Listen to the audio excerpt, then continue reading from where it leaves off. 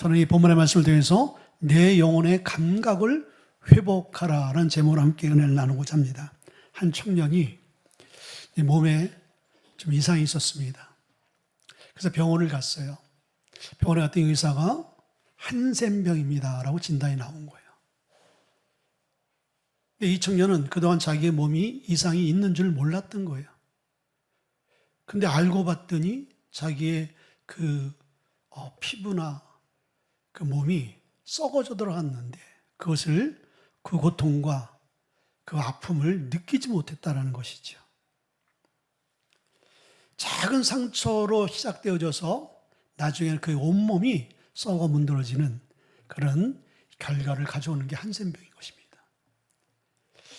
자, 오늘 우리가 직면한 죄가 바로 그렇다는 거예요. 죄는 우리의 삶 가운데 아주 조용하게 또 작게 시작되어지고 들어옵니다. 그러나 그 작은 죄를 우리는 찾아내 회개하지 않고 그것을 없애버리지 않게 되어지면 그 작은 죄가 결국은 우리의 온 몸과 마음과 삶과 인생을 다 망쳐버리게 되어지는 거예요. 그것이 영적인 한센병이고 오늘 본문에 나와 있는 영적인 중풍병자인 거예요. 그래서 우리는 우리의 삶 가운데 되어지는 모든 상황, 특별히 오늘 이 환우에게는 많은 사람들이, 주위의 사람들이 육체의 병을 고쳐주기를 원하지만은 주님은 그 육체 안에 있는 내면의 그 죄의 문제를 주님께서는 고쳐주기를 원하는 거예요. 수박 겉핥기라는 그 말이 있잖아요. 수박을 여러분들 쪼개서 그 안에 것을 먹지 않고 수박 겉에만 여러분들 맛만 보면 무슨 의미가 있겠습니까? 죄가 여러분들 우리의 삶을 그렇게 만드는 거예요.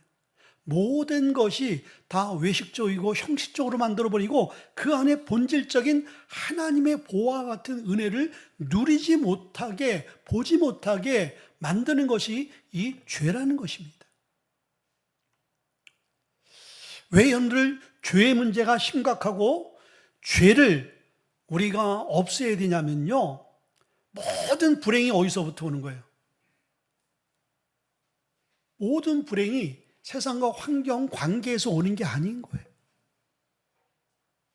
모든 불행은 바로 죄로부터 오는 거예요. 그 죄가 들어오게 되어질 때 성경 창세기에 보게 되어지면 하나님이 에덴 동산을 만들었잖아요. 그 에덴 동산은요, 파라다이스예요. 천국인 거예요. 부족함이 없고요, 그 안에는 풍성함이 있었습니다. 근데 그 풍성한 모든 것들을 다 깨어버린 이유가 뭐였어요? 죄가 들어오는 순간서부터 파라다이스는요, 지옥이 되어버리고 말았어요. 죽음이 들어오게 되어지고 가시와 엉겅퀴가 생기기 시작해 버리고 말았다는 것이죠. 여러분들, 그래서 인생의 가장 큰 문제는 여러분 질병의 문제, 또 관계의 고통, 또 좌절, 실패, 이런 게 문제가 아닌 거예요. 정말 문제는 하나님과 나와의 관계 안에서 죄의 문제인 거예요. 그 죄는 하나님과 나와의 관계를 단절시켜버리고 사람과 그리고 모든 환경과의 단절을 시켜버리고 마는 거예요. 그리고 그 단절되어진 세상과 인간은요, 불행해지고 그리고 그때서부터 어둠에 병든 사회가 개인이 시작되어지는 것을 성경은 말씀해주고 있는 거예요. 그래서 우리는 우리 안에 있는 죄들, 우리의 습관들, 또 우리의 질병, 우리의 여러 가지 문제들을 그 문제만 보는 것이 아니라 그 문제 안에 있는 죄의 그림자, 죄의 뿌리를 볼 수 있어야 되는 거예요. 나무가 병들게 되어지면요, 여러분들 뿌리가 건강하면요, 나무는 잘 자라게 돼 있어요. 그러나 뿌리가 병들게 되어지면 나무는요, 겉에 아무리 웅장하고 그리고 건강해 보일지라도 시간이 지나면요, 그 나무는 결국 말라 죽게 되어진다는 거예요. 여러분, 죄의 뿌리가 우리 안에 존재하고 있게 되어지면 우리의 인생은 메마른 인생이 되어져 버리고 마는 거예요. 오늘 본문이 그것을 우리에게 보여주고 있는 거예요. 인간의 본연의 그 죄된 모습이 어떤 모습이고, 예수님은 이 땅에 오셔서 어떤 그 일을 하셨는가, 그것을 오늘 중풍병자와 예수님의 관계 안에서 우리에게 보여주는 복음의 내용인 거예요. 이게 복음의 본질적인 모습이거든요. 복음은 우리의 인간을 뭐라고 말씀해 주겠습니까? 존재적 죄인으로 얘기해 주고 있는 거예요. 그 존재적 죄인들이 예수 그리스도의 십자가의 죄 사함 없이는 우리가 행복해질 수도 살 수도 없는 존재라고 분명히 못을 받고 있거든요. 오늘 그 죄의 문제를 우리가 심각하게 볼 수 있는 그러한 시간 될 수 있길 주님을 축원을 드립니다. 첫째는요, 죄는요 모든 감각을 잃어버리게 한다는 것이죠. 자, 3절의 말씀 보니까 사람들이 한 중풍병자를 네 사람에게 메어가지고 예수께로 올세라고 말씀해 주고 있어요. 오늘 본문의 중풍병자는 전혀 움직일 수 없는 그 병이잖아요. 그러니까 네 사람에 의해서 들거에 실려서 움직일 수밖에 없는 사람인 것입니다. 자기가 생각하고 자기가 마음 먹고 자기가 행동할 수 있는 그 모든 것들이 없어요. 손 하나 까딱할 수 없는 한우가 오늘 본문의 이 환자인 것입니다. 모든 것이 다 멈춰져 있는 거예요. 다 마비되어져 있어요. 그럼 눈만 떴겠지요.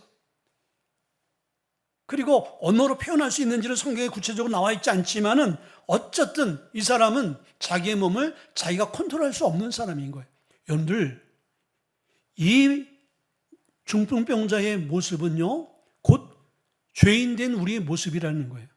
오늘 본문을 통해서 우리는, 저도 이 설교를 여러 번 했거든요. 오늘은 새로운 각도로 우리가 보는 거예요. 우리가 이 설교를 봤을 때, 중풍병자를 네 사람의 믿음이 있는 사람들이 들고 실려와서 이 사람을 고침받게 되어지는 그 믿음의 역사가 대단하구나 라고 우리가 볼 수 있어요. 그러나 그렇게 우리가 성경을 보게 되어지면요, 이 성경의 본연의 깊은 의미를 우리는 놓칠 수가 있게 되어지는 거예요. 이 성경을 우리가 더 깊게 보게 되어지면은 죄와 예수 그리스도의 그 죄의 사시는 권세를 우리가 보게 되어지는 관점이 열려야 되는 거예요. 여러분들, 죄는요 우리의 모든 감각을 다 잃어버리게 만들어줘요. 그래서 죄가 우리의 삶 가운데 들어오게 되어지면요, 신앙적인 감각을 우리는 잃어버려요. 기도의 감각이 없어져요. 감사의 감각이 없어져요. 예배의 감각이 없어집니다. 순조의 감각이 없어져요. 실제로 여러분들 그렇습니다. 여러분들 보세요. 왜 우리가 기도하고 싶고 예배하고 싶고 순종하고 싶고 헌신하고 싶은데 내 뜻대로 의지대로 안 되어지잖아요. 여러분들 그것을 왜 안 되어진다고 생각할까요?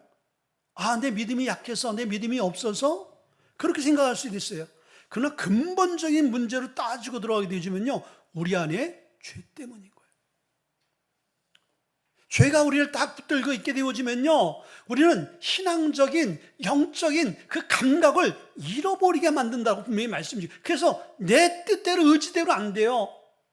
이 사람은요, 자기 발로 걷고 싶죠. 자기 손으로 무엇을 들고 싶겠죠. 근데 자기 의지대로 안 되어지잖아요. 다른 도움 사람의 도움 없이는 안 되어지거든요. 여러분들, 영적인 감각을 잃어버린 사람들이 그러한 신앙적인 삶을 살 수 있게 되어지는 거예요. 그래서 우리가 잘 아는 디모데후서 3장 5절의 말씀 보니까 경건의 모양은 있지만 경건의 능력은 부인하는 사람이다.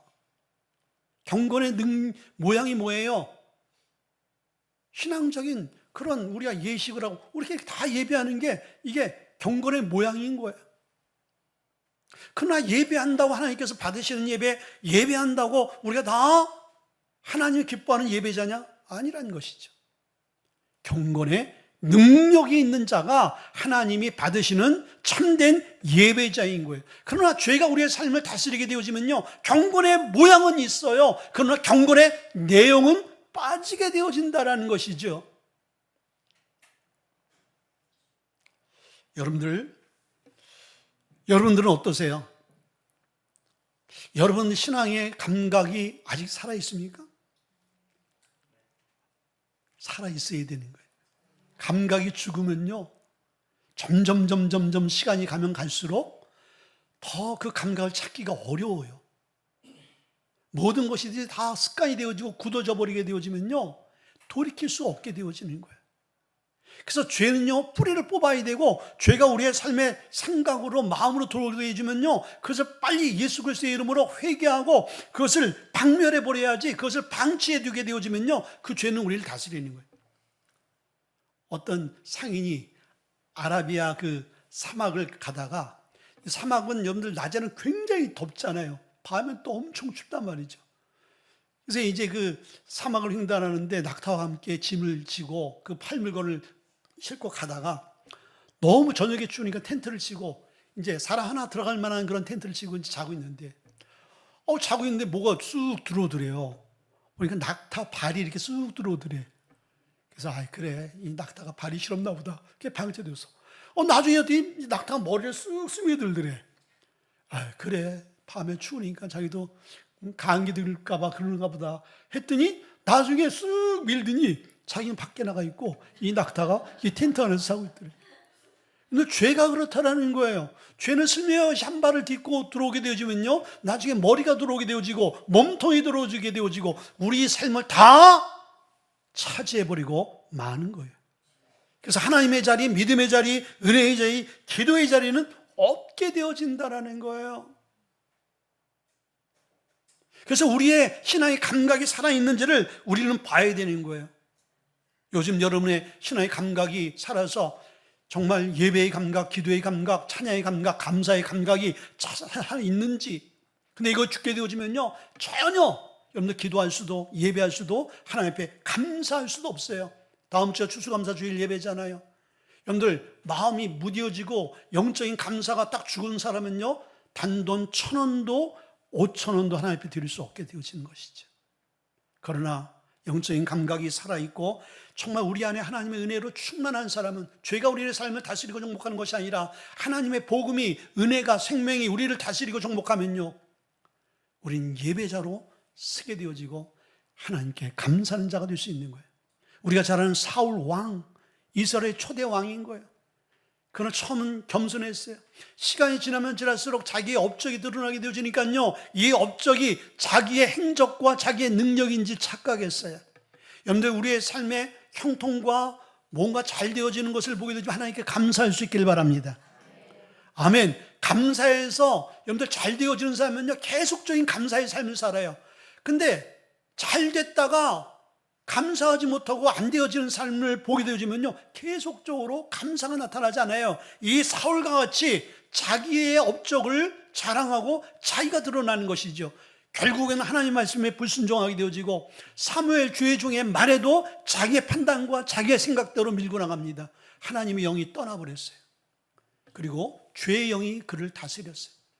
그는 그것도 모르고 자기의 그 왕국을 지키려고 부단히 노력했지만은 그의 인생은요, 방향을 잃어버린 인생이 되어지고 그의 인생은 걷잡을 수 없는 불행한 인생으로 결국은 비참한 여생을 마치고 만 것을 우리가 보게 되어지고, 왜 그렇습니까? 영적인 감각을 그는 잃어버렸기 때문인 거예요. 여러분들 우리도요, 감각을 잃어버리면요, 뜨거운 불에 손을 대도요, 몰라요. 죄의 손이 들어가도, 우리의 삶이 들어가도 그게 죄인지 그게 정의인지 우리는 분간을 할 수 없게 되어진다는 것입니다. 두 번째는요, 믿음은 죄의 무감각을 풀어주는 처방인 거예요. 죄는 우리의 삶을 다 무감각하게 만들어버리지만 그 무감각한 것을 다시 감각이 살아날 수 있도록 만드는 것이 믿음이라는 거예요. 자, 오늘 5절의 말씀 보니까 예수께서 그들의 믿음을 보시고 라고 말씀했어요. 예수님께서 그들의 믿음을 보셨다고 그랬어요. 여러분들 믿음을 눈으로 보십니까? 믿음으로 보여져요? 만약에 믿음이 눈으로 보여지게 되어지면 저 사람이 믿음이 있는지 없는지를 다 우리 알 수 있잖아요. 영철 사님이 오늘 큰 은혜의 찬양을 이렇게 드렸어요. 근데 보니까 믿음이 참 없어요. 어떻게 믿음이 없는데 저런 찬양을 어떻게 할까? 막 정죄할 거예요, 여러분들. 그래서 하나님께서 그렇게 믿음을 쉽게 볼 수 있게 만들지 않는 것 같아요. 그런데 여러분들, 성경은 분명히 믿음은 보여지는 거라고 말씀드렸어요. 그렇다면 오늘 말씀 듣고 믿음이 보여준다 그러는데 오늘 내 믿음을 다 보고 사람들이 날 정죄하고 날 평가하면 부끄러워서 어떻게 해서 믿음이 안 보여지는 교회로 가야 되겠다. 그러나 믿음이 안 보여지는 교회는 없습니다. 신앙생활을 그만두지 않는 이상 여러분들 어디에 가든지 믿음은 다 보여지게 되어 있는 거예요. 근데 여기서 믿음을 보셨다라는 것은 시각적으로 본 것을 의미하는 게 아닌 거예요.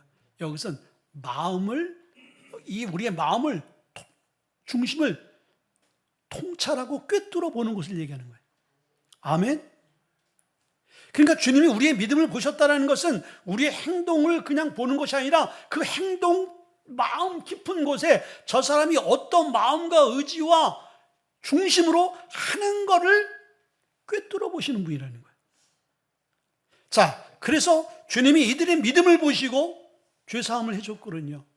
그럼 이들의 믿음이 진짜인지 가짜인지를 알 수 있는 대목이 뭐예요? 이 네 친구가 이 사람을 들고 싣고 예수님 앞에 나갔어요. 근데 예수님 앞에 인상 잃은 사람들이 많았잖아요. 예수님 앞에 나갈 수 없었습니다. 자, 이럴 때 그냥 형식적이고 외식적이고 그냥 친구를 그냥 위로하려고 한 순간적인 믿음이었으면 거기서 포기해요. 이제 더 이상 안 되는 거예요. 야, 우리가 제스처를 취해보고 한번 하려고 시도했는데 상황이 안 되어져. 서로가 이해하고 야, 우리는 여기까지이다 라고 할 수 있는 거예요. 근데 그것은 진짜 믿음이 아니라는 거예요. 진짜 믿음은요, 그 사람을 뚫고 가는 거예요. 그리고 그 사람을 뚫고 가다가 그 지붕 위로 올라가는 것이죠. 그리고 지붕을 뚫어야 되는 거예요. 그러면 그 지붕을 훼손을 시켜야 되고 그 지붕을 훼손시킨 비용을 서로 다 분담을 해야 되는 거예요. 대가 지불을 서로가 감당해야 되는 거거든요. 희생을 해야 되는 거예요. 근데 이들이 가짜 믿음이었으면 그런 부담 앞에 다 손을 놨을 거예요. 그리고 주어진 그 장벽 앞에서 우린 여기까지 했으니까 됐어. 이것이 형식적인 믿음인 거예요. 우리도 신앙생활이 그렇게 할 수 있어요? 그냥 사람들 보는 시선이 있고 내 직분이 있으니까 하는 척만 하는 거야. 이건 가짜 믿음인 거예요.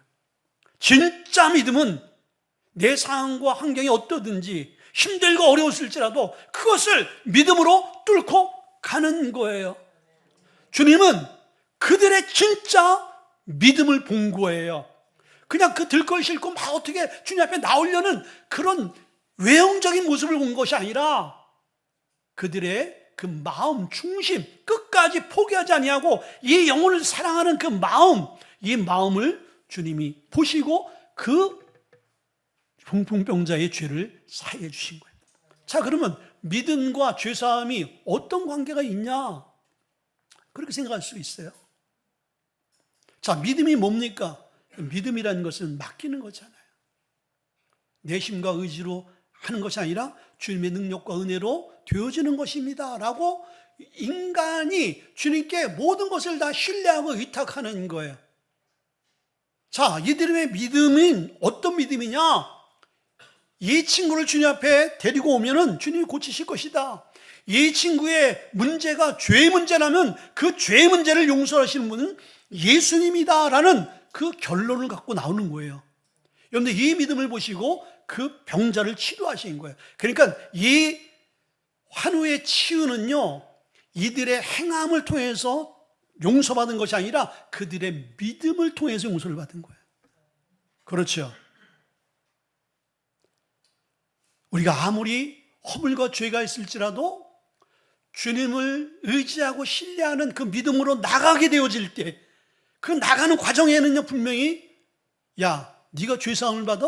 네가 하나님의 사람으로 다시 거듭나? 아니지 하고 방해하는 환경과 사람과 그 모든 장애가 있을지라도 그것을 뚫고 가는 그 믿음이 있어야 되는 거예요. 근데 우리는 하늘에서 그냥 감이 떨어지기를 바라고 입만 열고 있으면은 여러분들 저절로 우리가 변화되어집니까? 저절로 우리의 삶이 새로워집니까? 아니라는 거예요. 여러분 믿음을 보이셔야 믿음을 보여야 된다는 거예요. 어떤 믿음이요? 택까지벌의 믿음을 보여야 되는 것이죠. 그래서 야고보서 2장 26절에 말씀하니까 행함이 없는 믿음은 죽은 믿음이다. 가짜 믿음이다. 우리가 행동으로 말뿐만 아니라 행동으로 움직이는 믿음이 살아있는 믿음이라고 말씀해 주세요. 이들의 믿음이 살아있는 믿음인 줄 알 수 있는 것은 뭐예요? 이들은 말로만 하지 않았잖아요. 이들은 자기의 삶으로 행동으로 끝까지 이 친구를 위해서 헌신하고 순종하고 믿음으로 나아갔다는 것이죠. 여러분들, 우리의 삶 가운데서도 그런 은혜가 있길 바랍니다. 우리의 믿음이 우리의 삶에 묻고 있는 죄의 문제를, 죄의 무감각과 죄의 마비를 풀 수 있는 처방이 되어지는 거예요. 여러분들, 사도행전 10장 43절의 말씀 보게 되어지니까 그를 믿는 사람들이 다 그의 이름을 힘입어 죄 사함을 받는다 하였느니라. 그를 믿는 사람들이, 믿음이죠, 그의 이름을 힘입어 죄 사함을 받는 거예요. 아멘. 그러니까 예수님을 믿는 믿음이 얻게 되어지면은 죄 사함도 얻게 되어지는 것이죠. 죄 사함은 우리가 예수 그리스도가 우리를 긍휼히 여겨주실 것을 기대하고 믿고 나가는 우리의 발걸음인 것입니다. 우리가 잘 아는 마태복음 15장 말씀 보게 되지만 가나안 여인의 그 예수님의 강구가 나오잖아요. 예수님께서 가나안 사람이니까 동물 취급을, 개 취급을 하잖아요. 제자를 제지합니다. 야, 막 주님 앞에 못 나가게. 이 여인은 계속 믿음으로 나아가려 하고 호소해도 전혀 먹혀 들어가는 것 같지 않아요. 예수님은 침묵으로 일관하고, 침묵뿐만 아니라 툭툭 던지는 말이 가슴에 비수에 아주 꽂히는 말을 해요. 상처가 되어지는 말을 해요. 저는 이 본문을 보면서 혹시 제가 여러분에게 상처되어지는 말을 하면 여러분 어떨까? 성경 싸겠죠. 보따리 싸듯이. 그리고 이 주의 교회가 얼마나 많아. 자기에게 상처 주지 않는 교회로 가겠지. 여러분들, 그것도요, 하나의 과정일 수가 있는데, 이 여인이 그랬잖아요. 그러면서 이 자기에게 상처 주는 그 말을 딱 듣게 되어질 때 그 상처를 던지는 그 말을 한 예수님에게 맞습니다. 개들도 주인 밥상에서 떨어지는 부스러기라도 먹는데 주님 그거라도 주십시오. 주님이 그 여인을 보면서, 여자여, 내 믿음이 크도다. 내 소원대로 될지어다. 주님께서 말씀하셨습니다. 주님은 그 여인의 끈질긴, 그 여인의 포기하지 않는, 그 여인의 진실되어지고 진짜 믿음을 본 거예요. 여러분들, 우리가 무엇을 요구할 때 진짜 그것을 여러분들이 소유하고 싶으면요, 포기 못합니다. 그러나 이건 있어도 되고 없어도 되는 것은 어때요? 한번 그것을 요구했다가 안 되면 포기해버리죠. 그러나 저거는 꼭 있어야 돼. 내가 꼭 소유해야 돼. 그건 어떻게 돼요? 포기할 수 없어요. 여러분들, 죄사함이 그래야 되고요, 우리의 믿음의 모습이 그렇게 돼야 되는 거예요.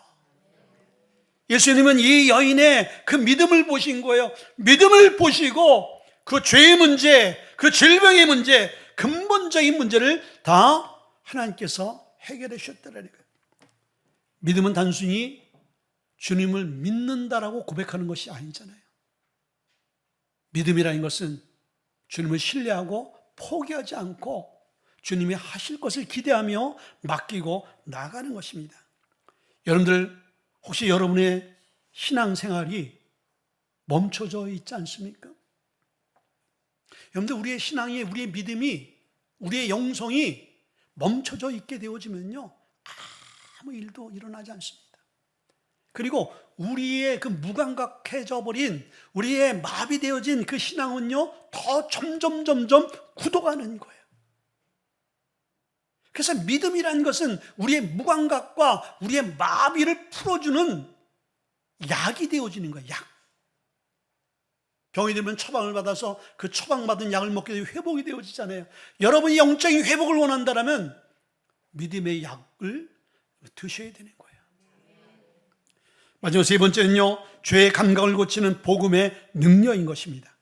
여러분, 주님은요, 죄로 인해서 무감각해져지고 마비되어진 그 인생이 찾아오는 거예요. 왜?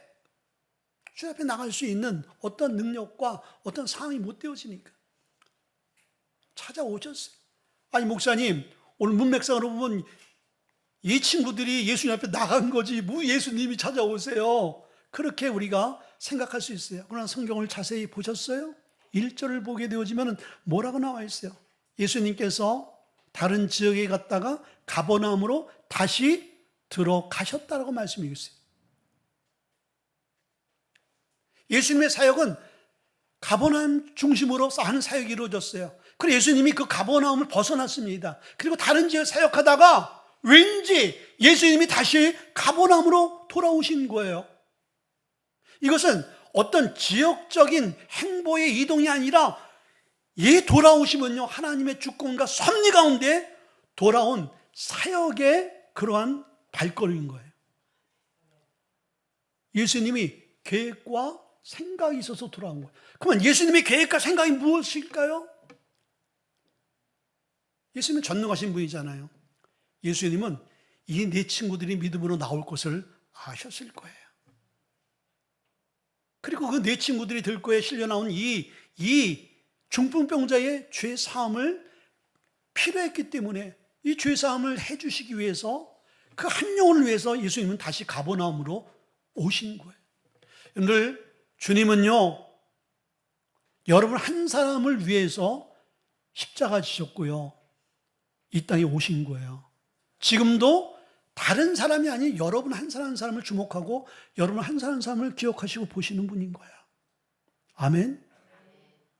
남과 비교할 필요 없는 거예요. 하나님 여러분 사랑하시고요, 여러분에 대한 기대가 크시고요, 여러분이 영적으로 잘 여러분이 성장하기를 원하세요. 예. 주님이 찾아오셨어요. 찾아오시는 은혜의 놀라운 역사가 일어납니다. 주님이 우리의 삶에 찾아오게 되어지면요, 우리가 마음의 문을 열고 믿음으로 반응하게 되어지면 그분이 찾아오신 그 하나님의 뜻을 우리의 삶을 통하여 실현이 되어지는 거예요. 아멘. 우리가 저번 주에 말씀했잖아요. 예수님께서 우리의 문 밖에서 우리의 마음의 문을 두드린다고, 찾아오셔서 마음의 문을 두드리는 거예요. 열어달라고. 내가 너와 함께하고 싶다고, 내가 너를 고치고 싶다고, 내가 너를 회복시켜주고 싶다고. 마치 여러분들 우울증과 그리고 큰 공황장애에 걸려서 자기의 방문을 닫아 걸고 그냥 꼼짝달싹 안 하는 그 자식을 보게 될 때 부모가 문을 열어라, 문을 열어라. 그런데 그 모습이 우리의 모습이고 죄인을 향한 주님의 모습인 거예요. 첫째는요, 죄사함의 권세를 가진 예수님인 거예요. 5절에 보니까 예수께서 그들의 믿음을 보시고 중풍병자에게 이르시되 작은 자의 내 죄사함을 받았느냐 하시니라. 그 중풍병자를 향해서 안수하고 치료해서 선포하는 것이 아니라 죄사함을 선포하는 거예요. 그때 바리새인들이 봤을 때 하나님 외에는 죄사함을 해주는 사람이 없는데 저 사람이 과연 누구길래 신성모독을 하는가 라고 불편했어요. 자, 그러나 여러분들, 주님은요, 오늘 10절의 말씀 보니까 인자가 땅에서 죄를 사하시는 권세가 있는 줄을 너희로 알게 하려 합니다. 아멘. 자, 예수님께서 오늘 그 죄 사함의 권세를 가졌다고 했어요. 이 권세를 보게 되시면 헬라어는요, 주권과 그리고 권위인 거예요. 주님은 죄를 용서하고 죄를 정죄할 권세와 주권이 있는 자인 거예요. 인간의 생사와 복을 주관하시는 그 주관자인 거예요. 그러기에 인간의 죄를 사할 수가 있고 인간의 죄를 정죄할 수 있는 거예요. 그들은 하나님을 알고 둘은 몰랐어요. 그들은 예수님이 한 선지자의 한 사람으로 생각했지만은 예수님은 곧 하나님의 아들이었습니다. 그분이 하나님이셨던 것을 그들은 몰랐죠. 예수님은 십자가상에서 우리의 모든 죄를 다 해결했잖아요. 그리고 다 이루었다는 건 뭐예요? 너의 죄로 인해서 무감각해 되어지고 마비되어진 불행한 어두운 너의 인생을 내가 새롭게 만들어 줬어 라고 선포하는 거예요. 여러분들, 죄의 권세를 깨뜨릴 수 있는 분은 예수님밖에 없는 거예요. 여러분들, 국가적으로 큰 사건들이 있잖아요. 그것을 이제 검찰이나 법원에서 판결을 내리는 법관이 있잖아요. 법관, 재판관.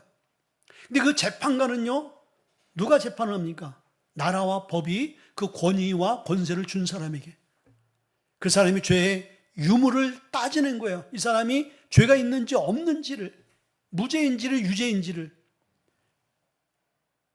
그러나 여러분들, 아무나 여러분들 그 엄청난 사건의 진실을 가려낼 수 있습니까? 김인철 목사님이 가서 이건 이런 사건이니까 이렇게 합시다 하면 여러분들 그게 됩니까? 도리어 그렇게 말하는 김인철 목사님이 잡혀 들어갈 거예요. 그런 권한과 권세가 없기 때문에. 여러분들, 우리의 죄 문제를 다스리고 정복하고 관할할 분은 오직 예수님밖에 없는 거예요. 그러니까 그 예수님 앞에 나와야 되는 거예요. 그 죄의 뿌리조차도 다 뿌리 뽑아서 죄에서 자유함을 주시는 분이 예수 그리스도이시기 때문인 거예요. 요한복음 8장 1절부터 11절의 말씀 보면은 누가 나와요? 거기에 보게 되어지면은 이제 간음에서 주님 앞에 나온 자가 나와요. 그 주위의 사람들이 돌로 이 여인을 쳐 죽이려고 준비하고 있어요. 예수님이 고개를 숙여서 글을 썼지요. 성경에 나와 있지 않지만 많은 사람들이 죄 없는 자가 먼저 돌로 쳐 죽여라. 가만 생각하니까 죄 없는 사람이 어디 있어요? 그 말씀이 딱 떨어지니까 자기 자신을 보니까 자기가 이 여인보다 더 엄청난, 더 추악한 죄를 졌어. 다 하나둘씩 돌을 내리고 갔어. 여러분들, 예수님이 그 얘기를 들었을 때, 예수님 말씀을 들었을 때 그 글이 선포고 설교잖아요. 봤을 때 마음에 찔림이 없는 사람이면요, 마음에 화인을 맞은 사람이면은 더 외식적으로 나는 거룩하고 나는 정말 죄가 없는 사람이야, 그걸 내가 몸소 보여줄게 하면서 돌로 먼저 쳐 죽였을 거예요. 자기가 죄가 있는데도 불구하고 남들이 자기 죄를 보지 못하잖아요. 그러니까 형식과 외식으로 그냥 거룩한 채 하면서 내가 거룩한 사람이야 그걸 보여주기 위해서 더 죄를 짓는 것이죠. 우리의 현대인의 모습이 그래요. 여러분들, 다 죄가 우리 안에 있으면서 죄 없는 척하면서 죄를 또 짓는 거예요. 근데요, 저는 이 말씀을 묵상하면서 너무나 놀라운 것은 이 사람들이 하나님 믿는 사람들이 아니잖아요. 근데 예수님이 그 쓴 글귀, 그 말씀을 보면서 그들 안에 찔림이 있었다라는 거예요. 어느 누구 하나도 외식적이고 형식적이고 충동적인 그 모습과 행동을 하지 않았다라는 거예요. 다 하나같이 돌 내려놓고 다 부끄러운 마음으로 갔다라는 거예요. 여러분들, 복음의 능력이, 말씀을 듣게 되어지면요, 믿음 없는 자도 그 말씀 앞에 깨어지게 되어 있는 거예요. 그러면 믿음 있는 저와 여러분들은 그 말씀 앞에 반응해야 맞는 것이죠. 그러면서 주님께서 뭐라고 말씀해 주세요? 여자여, 나도 너를 자정지하지 않겠다. 다시는 가서 죄를 짓지 말아라. 아멘. 죄 용서를 선포하는 거예요. 그리고 죄 용서를 받은 사람이 어떻게 살아야 되는지 다시는 그 죄의 자리에 가지 말라고 말씀하고 있는 것이죠. 마지막 두 번째는요, 그 죄사함의 은혜는 새로운 삶의 시작이 되어진다는 거예요. 11절과 12절, 내가 내게 이르노니 일어나 네 상을 가지고 집으로 가라 하시니 그가 일어나 그 상을 가지고 모든 사람 앞에서 나가거늘 그들이 다 놀라 하나님께 영광을 돌리며 이르되 우리가 이런 일을 도무지 보지 못하였다 하노라. 움직일 수 없는 중풍병자가 일어났어요. 여러분들, 오늘날도 이런 일이 일어날까? 여러분들 그렇게 생각하죠. 여러분들, 유튜브도 은혜스러운 걸 잘 보세요. 어디 인도 어느 지역에서 팔이 완전히 꺾여가지고 그냥 이 기형아 같이 됐어요. 기형아. 근데 부흥강사 목사님이 선포하며 기도하면서 이 팔을 딱 잡으니까요, 이게 막 여러 각도로 꺾인 팔이, 저도 그걸 보면서 깜짝 놀랐어요. 이게 펴지는 거예요. 이렇게 이게 비틀어졌던 팔들이 쫙 펴지는 거예요. 의학적으로 되지 않고 불가능한 것들이 예수 그리스도의 보혈의 능력으로, 예수의 이름에 능력이 있잖아요. 선포하니까요, 이 팔이 제자리로, 그리고 정상의 팔로 그렇게 꺾어 비틀어 부러질 수밖에 없는 팔이 정상으로 돌아오더라고요. 오늘날도 하나님은요, 기적과 표적을 통해서 당신이 살아계신 하나님 것을 보여주는 거예요. 이 모습을 보면서 사람들이 놀라는 것이죠. 예수님께서 그 환우에게 일어나 내 상을 가지고 가라. 아니, 평생을 누워 있었는데 일어나라는 것이죠. 그리고 내 상, 그 상이 어떤 상이에요? 그 침상이 어떤 상이에요? 평생을 거기 누워서 사람의 도움을 받아 이동하는 그 저주의 상인 거예요. 근데 그 저주의 과거를 딱 들고 이제는 걸어가라는 건 뭐예요? 지금 이 자리에 머물지 말고 새로운 삶으로 나아가라는 것이죠. 여러분들 주의 복음이 선포되어지고 하나님의 역사가 우리의 삶 가운데 임하게 되어지면요, 우리는요 과거에 머물지 않습니다. 죄의 자리에 다시는 머물지 아니하고 주님이 계획하시고 준비하신 새로운 삶의 방향으로 나가게 되어지는 거예요. 아멘. 근데 우리는 어때요? 하나님 이런 은혜 주시면요, 죄의 자리에서 그 무엇든 상에서 뻘떡 일어나서 지고 갔다가 다시 돌아와서 거기에 또 눕잖아. 우리는 안 누워요 여러분들? 다시 그 자리에 돌아오지 않습니까?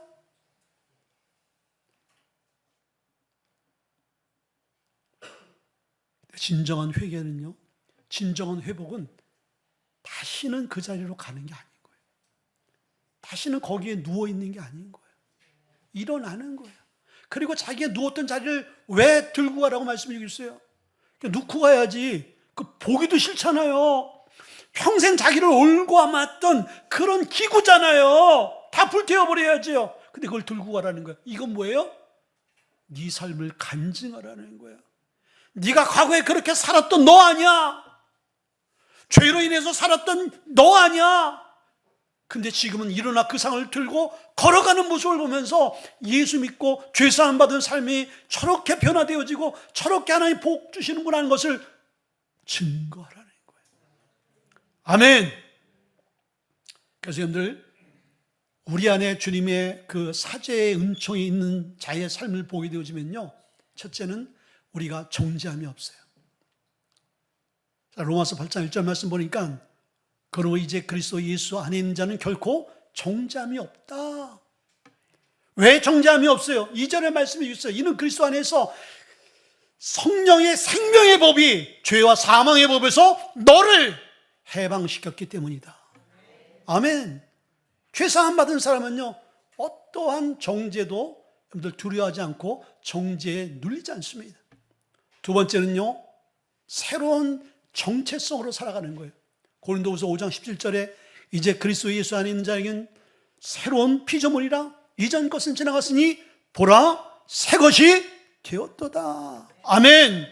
새로운 삶으로 살아가는 거예요. 이제 누워 꼼짝 못하는 마비된 삶이 아니라 두 다리로 자기의 운명을 쥐고 나갈 수 있는 인생이 되어진 거예요. 세 번째는요, 습관이 변한 사람이에요. 죄에 있는 사람은 마비되어지고 감각이 잃어서 아무것도 못하잖아요.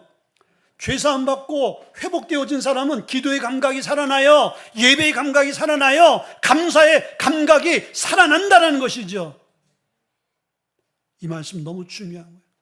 이 말씀 들어도 여전히 자기는 무감각한 상태에 있고 여전히 자기는 마비되어 있는데 이걸 보지 못한다면 주님이 그런 자를 깨우기 위해서 오늘 저와 여러분에게 말씀을 주는데도 불구하고 이 말씀이 들려오지 않는다면 그 사람은 어떻게 해야 될까요?